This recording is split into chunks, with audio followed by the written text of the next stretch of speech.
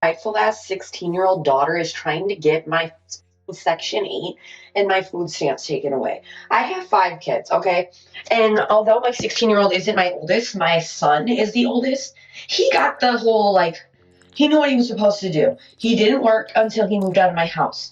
I have been getting Section 8 forever. I have 5 baby daddies, I have 5 kids, and I don't want to work. I just don't want to work. So I do the minimum so that I can get my Section 8. I have a good, decent house for being on it, and it takes forever to get it. And the only rule in my house is that you can't get a job until you are 18 and out of my house. Well, my daughter is like upset because she wants to get her own job and have her own money because she doesn't like that she wears Goodwill clothes and can't get her hair done and her nails done and can't buy prom dresses and this and that. And then basically I laid it out to her. I said, girl, you're going to take the roof over all of our heads if you do that and you get a job. And now she just keeps going upon herself and applying for jobs anyways. If I have another income in, I'm also not going to get our almost $2,000 a month in food stamps. She needs to get it together. It's pissing me off. Like, am I a bad person if I kick her out? Because, like, honestly, she should be kicked out if she gets my housing taken away. That's the roof over my other kids' heads. Like, So let me get this straight, right? So you have 5 kids, and ultimately you're willing to kick out one of your kids who is still a kid. She said that her daughter is still 16 and she's asking, should I kick her out? Ma'am, you have not completed and finalized your obligation to that child. You're talking about, should I kick her out?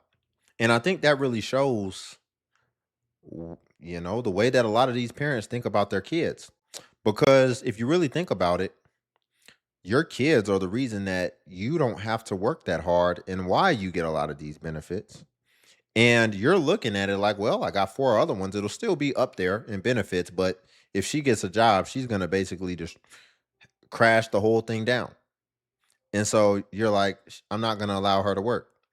Now, I mean, I understand, but ultimately, what this ultimately reveals is that you're kind of being egregious and you are trying to stay within the parameters so that you can maintain a certain amount of the benefits, is what this ultimately reveals. And this happens more time than not. It's really egregious.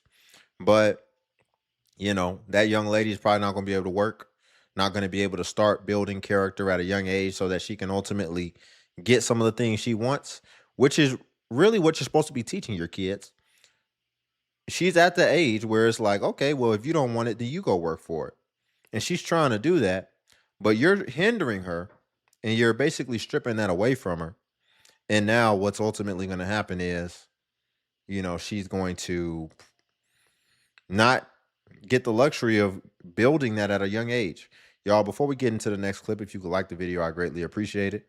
Only takes a second and it actually helps out more than you know. And also if you could hide. My landlord just left my house. I get a knock at the door. It's Saturday, a little bit before noon. I open it. It's my landlord. I'll let her in. She hands me this. She's giving me 24-hour notice that Section 8 is not paying my June rent tomorrow. Rent is due tomorrow. $1,100. $1,100 she expects me to come up with. Because they are no longer paying my rent, I have to pay it out of my pocket. I don't work. I'm not going to work. I will never have a job, ever. How does the government expect me to keep a roof over my 6 kids' head without Section 8? Just because I've been on it for 13 years doesn't mean I don't need it anymore. I need it now more than ever. $1,100. And you expect me to come up with that in 24 hours, or I have to get out. So pretty much I'm going to be out on the streets because there's no way I can come up with $1,100. Don't touch him. Don't touch him, but he's allowed to come in this unit. This strange man that I don't know. Look at this, my belongings, my stuff. There is going outside. I don't know what's going on. That goes to my thing. He's not allowed to break my stuff, but obviously they don't care about my stuff. That he will go in his property with Willie. Get this out. Get this out. Talk too damn much, TJ Thomas.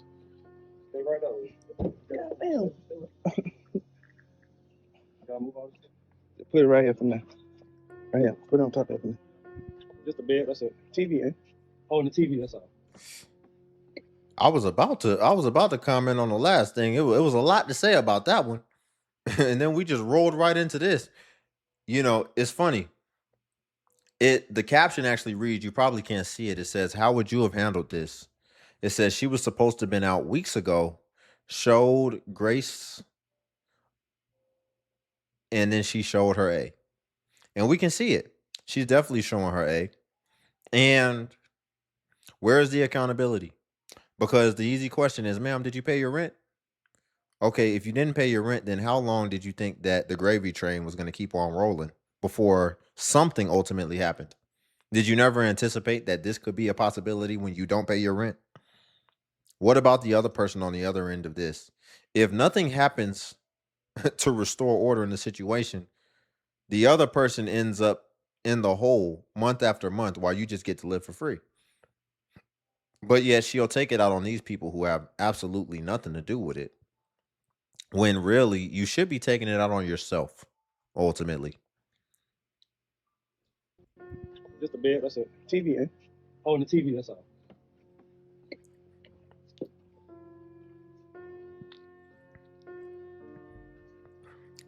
Where are you at? Wow, Willie gets to go in the bedroom. In the bedroom where I have my undergarments out, my personal supplies out. Willie gets to come in here. Mr. Talk Too Fucking Much gets to also come in here. He's touching the bedding.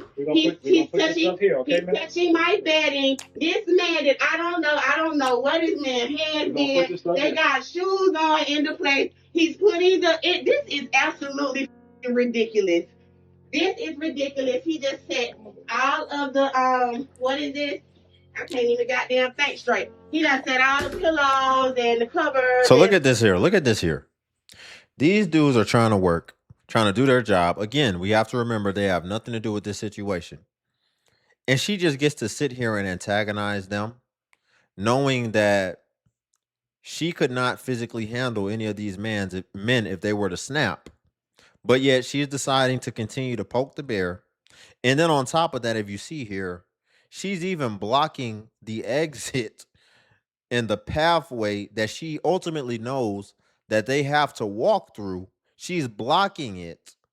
And so if as these guys are picking this heavy stuff up or anything, or they try to walk past her and they brush up against her, or goodness forbid, maybe they lose their balance and maybe knock her down, then all of a sudden she will completely switch from the aggressor and she'll turn into the victim. And you put your hands on me. You touched me.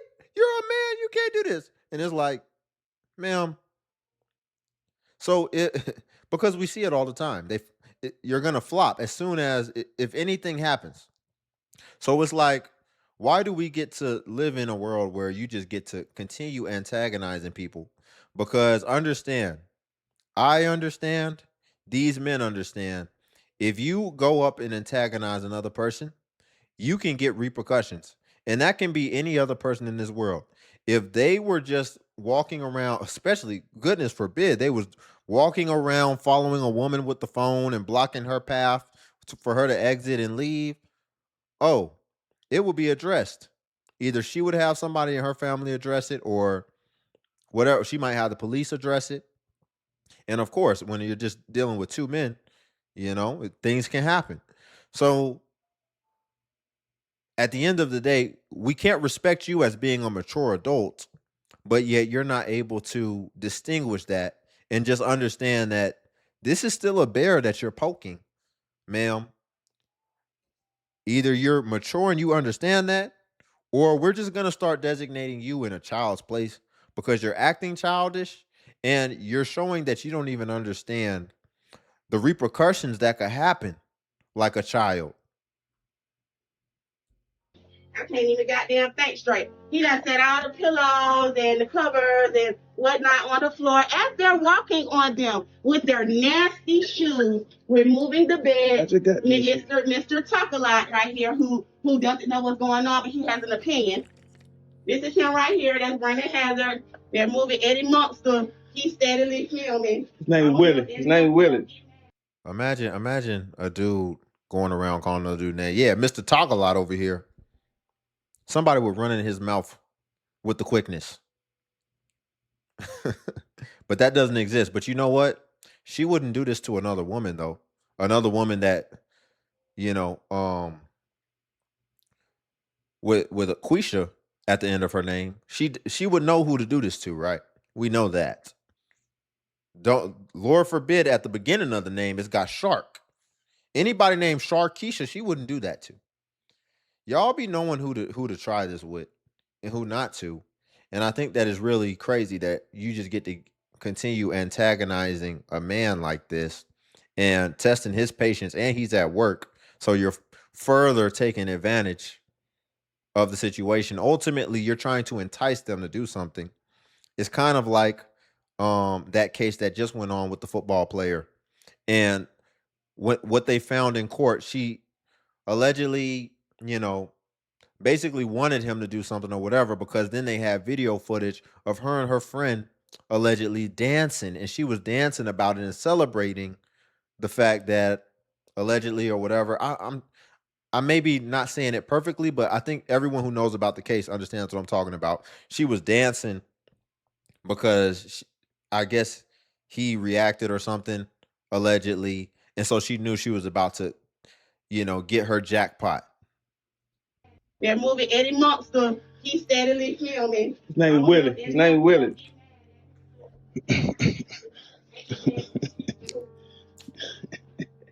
So he just put my life in danger with these extra 2 men. I don't know, including the police officer. He just put my life in danger. Look at that. Look at that. Didn't I just call it?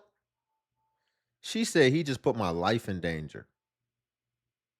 Did y'all hear that? He just put my life in danger with these extra. So then you turn into the victim and you've been the aggressor the entire time. And these dudes literally have been acting like you don't even exist. So what if they would have just like said a snapback or like insulted you the way that you insulted them? Then what would you have alleged against them and basically lied? They should be able to like see, but you can't. I mean, obviously she ain't paying rent. You can't sue her for defamation, nothing. You ain't going. You can't sue her for nothing. But, ma'am, that is serious. And what if they weren't filming? To me, I don't know, including the police officer.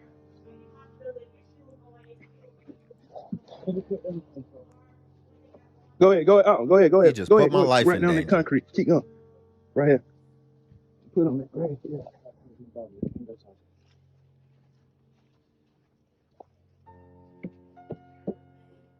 This is America. This is what they get to do. What you gonna come and This is America. Why is this what you get to do? Why don't we ever address that you get to go around saying people put your life in danger? Even that chick dealing with the football player. Do we really think like she's gonna face any like jail time or anything like that? Why in America do you just get to go around falsely accusing men and nothing happens to you and you just get to move on? And I'm pretty sure this woman just moved on with her life after that. That's what we should be addressing in America. say next? That you want to take the walls off the wall? What's next? Walls off the wall. The walls off the wall. They're like rodents in here. Unbelievable. Call the police.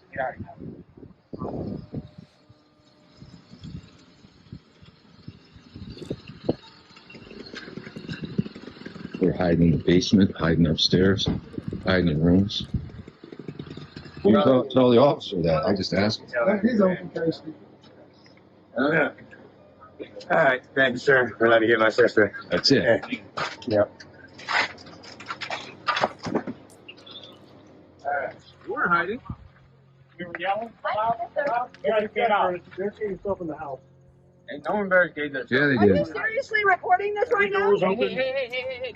Let's keep it civil. You're seriously recording this right now? You can ask him not to record you. Can you not put me on your camera? My house. This is my property. You walk up here with a guy. The caption says, "Eviction served. This lady loses her mind. my house, this is my property. You walk up here with a guy. What is he doing? What is he doing? Who is that white man that was coming up here trying to take black people? my bad. I thought that was the caption, but that was just what she was saying. Started from the top. Me on your camera. My house. This is my property.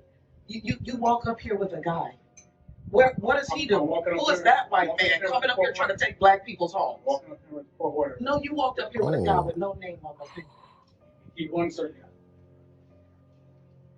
There's no name on that picture. You think you can throw me out of my house? That is against the law. I'm sorry. Okay. See, look. She said you came up here with this white man.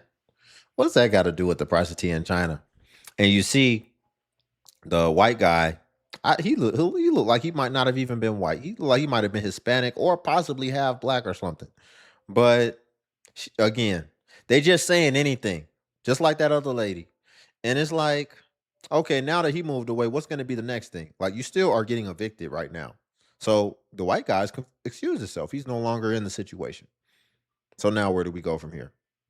He wisely did that because at the end of the day, like, if that's what she gonna say, she's just trying to, like, y'all be trying to throw anything at the wall and just see if it's gonna stick. All right, sir, you gotta leave, man. Got a court order to move off. I gotta leave. You gotta leave. All my stuff is in here. All my life is in here. I've been here for 20 years. Really? She did. Just like that's your mother? That's my grandson. Just like I was running into your grandmother. We got a court order to remove all person coming to the address. I need the supervisor to come over here. Oh. Because this is not happening to me. I don't think. Didn't I tell you it was gonna be a next thing? Though the race card didn't work. Now you need the supervisor. When the supervisor gets there, I need the police chief to get here right now. Ma'am, the police chief get there. I need the governor here right now. How about we just start here? Ma'am, did you pay your rent? That's none of your business. Ma'am, come on now. We can't just keep jumping from thing to thing. This is what people who don't take accountability do. They always jump to the next thing. It's like clockwork. I called it at the beginning of this that she was going to jump to something else. Supervisor to come over here or somebody. Because this is not happening to me. They think they can just come and take you out your home. That is a shame. I need somebody over y'all. They shouldn't be able to take you out your home. You can't evict them. They don't even have my name on her paperwork. They just want to throw me up out of here. And that guy over there did it. He went and got them. With no paperwork, just come to your house. Y'all do that to black people all day long. Oh, no. He got some paperwork with nobody's name on it. And he thinks you get for the property, not the persons that's in them. Step out your car. You can step out there. You're not in trouble. I'm scared of these people. Step out. And I don't even know why you're showing it to him. I'm the grown person. You didn't want to look at it. You're not acting like my it. name ain't on it. It's an adult, right? Yeah, but my name ain't on it. We're in the state of Florida, right? You don't even The address is on it. Orange County Sheriff's Office. You recommended to remove all persons from 3718. I'm really appalled. So your name is on it. Oh, see, that's the beautiful thing about the law. The law sometimes will just go ahead and just put certain verbiage within the writings to basically cover all bases, right? We don't want just your name on it. If just your name on it is on it, anybody else that's in the house, just as we see your grandson's in there, which is sad. But at the same time, ma'am, I'm just addressing her logic. And her logic is, oh, my name's not on it. Ma'am, is the address on it? Okay, so the address is on it, and then the literature says you are commanded to remove all persons from address XYZ. That means that this house needs to be vacant. So that means everybody's getting removed. So that it basically covers all the bases, just in case. Because what do people like to do, man? They be on Section 8, they be on all this stuff, and then they'll move other people in. And so what? We have to tie all those people up in the eviction process as well. They can just keep leapfrogging it. Now they live there, then they can bring you back. So ultimately, rent's not getting paid, so everybody got to go. Possession of property. This is a shame. So I don't know where they think I'm gonna go. I don't have any place to go. I'm gonna sit here on this damn floor. Presenting my $7 rent. $7 rent. $7 rent. $7 rent. Oh, I want to get this motherfucking Section 8 voucher up and just start the fuck over. I feel like this shit is holding me the fuck back. Like, seriously, I am tired. I'm tired of this motherfucking town. This town is fucking draining. There's no motherfucking jobs around this motherfucker. Daycares fucking suck. The kids' families suck. Like, I'm fucking Oh my tired. goodness. Tired. I really the fuck am. And when I say I'm tired, I am fucking tired. Seriously. I've been on Section 8 for, what? October will be 3 years. It's time for me to get the fuck off this shit. This shit is holding me back. It really is. But that's the only thing I wanted to say. Have a blessed day. Happy Easter. Goodbye. Listen up, because I'm. Well, here's the thing we very rarely address, and that I want to just address it right now, right? Because it's like, it's no wonder why some people end up in poverty when we can't lose track of, man, your attitude and the way you come at things, like the way you view life, really. The way you view life is through a very skewed lens. And ultimately, that lens is affecting your vibration, which is ultimately going to affect the type of things that will attract to you. Because when she was talking, like, imagine you try to hold a conversation with this woman, like, wouldn't you just want to get away from her as soon as possible? She's just like, everything sucks. Listen, I go through it just like anybody else, but I show up on these videos, right, with the right attitude. Like, you, even right now, like, y'all have no idea. It's been heck dealing with YouTube, it's all type of people. Y'all don't even really get to see it. I don't even show it. It's a lot of people that try to, like, get me up out of there and really try to hold me back and pull on my strings. But I just keep moving forward. I take it in stride, and it makes me stronger because all the adversity, all the people going against me and trying to keep what we talk about here and suppress it, guess what? It only strengthens my resolve. And I'll continue, and I'll also continue getting better and sharper. But look how I'm addressing it. Like I said, I've been dealing with a lot of things on the back end that you all don't even really ever get to see. And so that's why the engagement's important. I need y'all to engage because I'm telling you, it's people trying to, hold this platform back and stop us from growing ultimately. But at the end of the day, guess what? I don't let it show. I don't bring it out. I just keep moving in stride, and I just keep allowing it to grow me and increase my mental fortitude and also increase my faith in the Most High and strengthen that. So, I mean, it's just two different ways of dealing with things. One person is taking adversity and using it in their best interest and to ultimately make them better, and the other person is just being a victim. And so victims are typically going to stay, in their circumstance. They're going to continue to get victim outcomes. And so maybe change that. I'm not gonna keep saying it. Her caption says single moms have way more expenses than normal. Okay, everybody on Section 8 does not pay $0 rent, $25 rent, $50 rent. Okay, let me tell you something.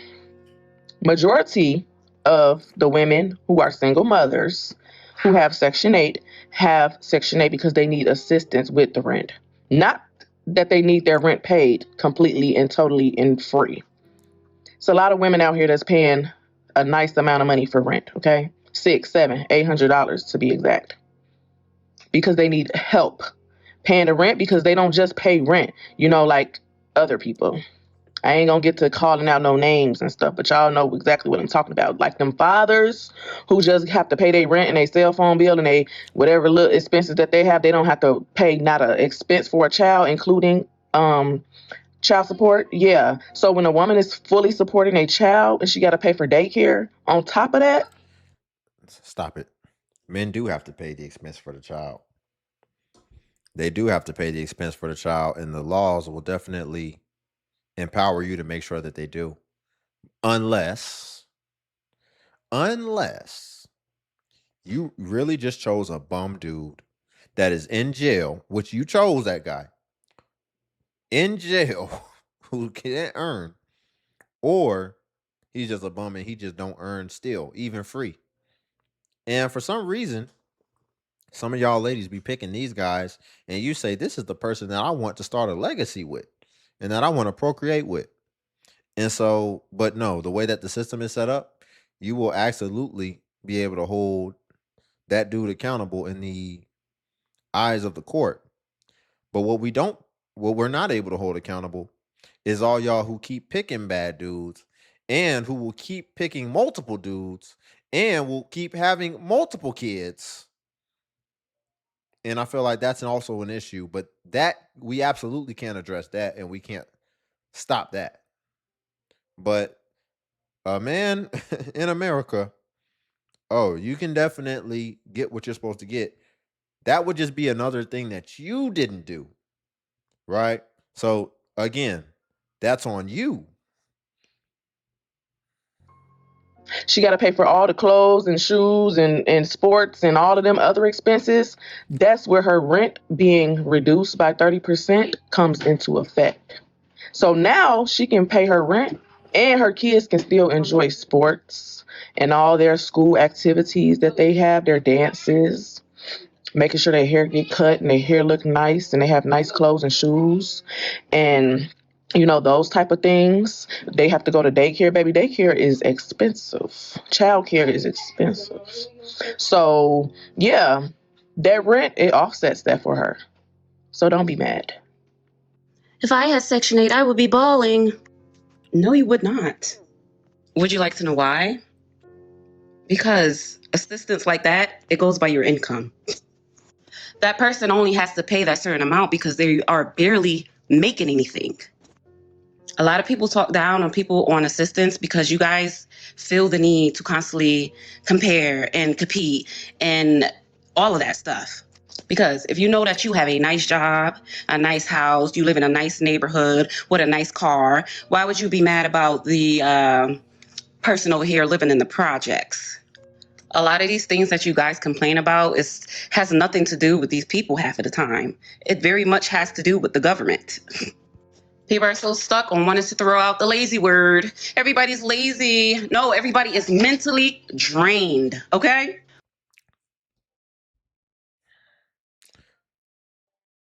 She said no. If I had Section 8, I'd be balling.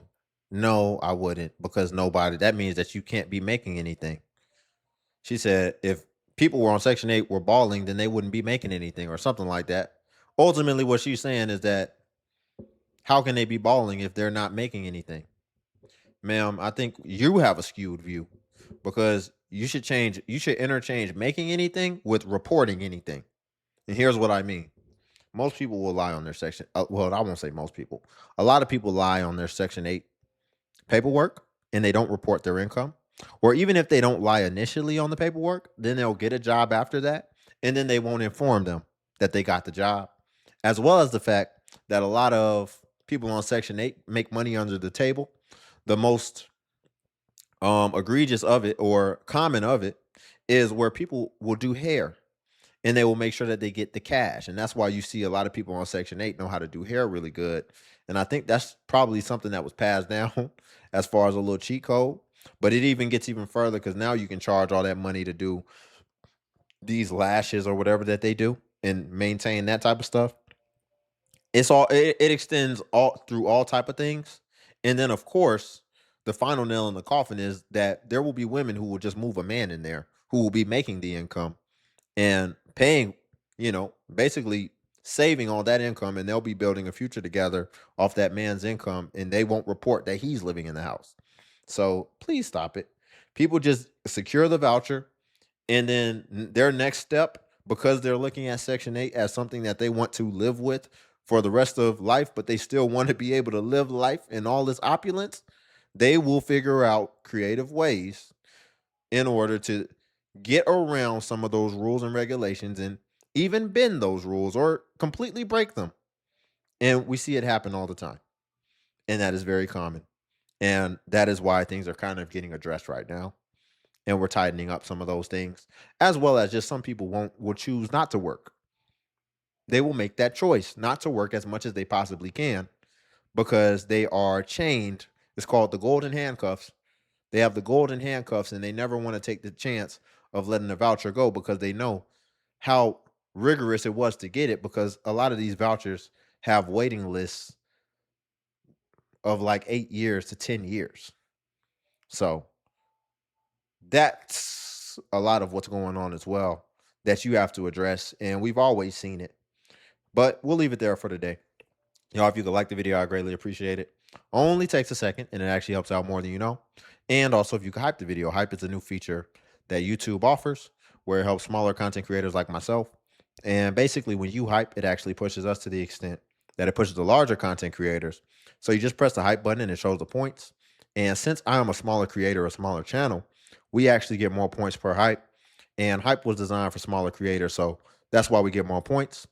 And also, if you come across a video and you don't see the hype option, then it's probably been 7 days, and hype usually vanishes after 7 days. So it's usually best practice, if you want to hype, to just go ahead and hype on a new video while the iron is hot. And then also, if you want to become a member, you should see that join button on the video. You just press that, and what becoming a member of the DXU family comes with is you would get badges next to your comments so other people can see that you're a member. And then also you'll get early access to content as well as exclusive content. So if you want to become a member, again, the join button's right there. And until then, I'll catch you on the next video.